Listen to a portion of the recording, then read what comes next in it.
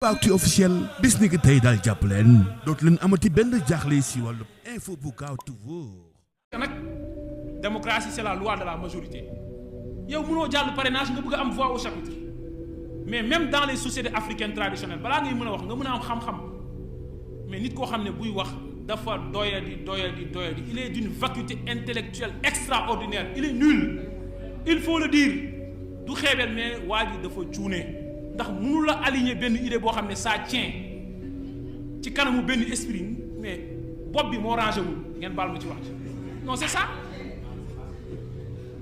parce que bopp bi moo rangé wul mënut a wax ñaari argument yu dëgër mënoo def calcul sax bu jaar yoon 1 plus 1 xamoo ne égal 2 après nga bëgg a taxaw nga ne yow yaay jàmmarloog régime bii nga xam ne booy énarque yi taxaw yi non man yërëm naa la kon nag yamal sa place li ma gën a yéem nag ci li mu wax démb mooy quand il dit que Macky Sall moom laa mere parce que moo ñu jàllax booy yi nga xam ne munuñu kon moom ñun Macky Sall moo ñu fal parce que ñun Macky Sall ñaar lañ mun terewee falu wala bu ci jiitu mooy Macky Sall xeexoon ak ñun ba duñ bokk ci élection yi loolu la jéemoon mais mujj ko am parce que xañ na ko président Ousmane Sonko Bassirou Diomaye Faye nekk candidat kon dafa bëgg ne Macky Sall dafa waroon def tout ba ñun duñ nekk candidat par une élimination judiciaire ou politique kii est-ce que démocrate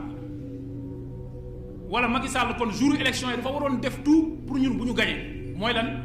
dëpp le suffrage populaire parce que ñaar yi moo fi am Macky Sall bu ñu mënul tere nekk candidat ñu dem élection Macky Sall mënul tere ba 54% yi am parce que moom moo taxawoon ne 54% yi ci la bokk kon ça veut dire que sénégalais yi ñoo voté 54% yi il l'a admis mu taxawaat ne Macky Sall moo tax ba ñun ñu falu kon Macky Sall moo ko mere te mu taxaw naan ay nitam ñoo ñu voté ci ay localité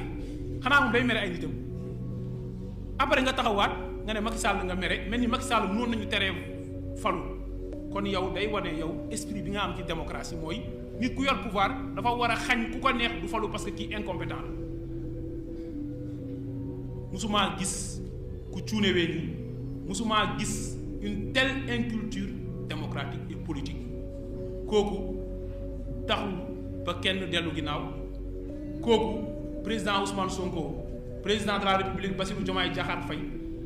duñu ko tontu ndax taluñu ko ils sont sur des enjeux stratégiques yoo xamante ne franchement ñun ñi sax waruñu ko woon tal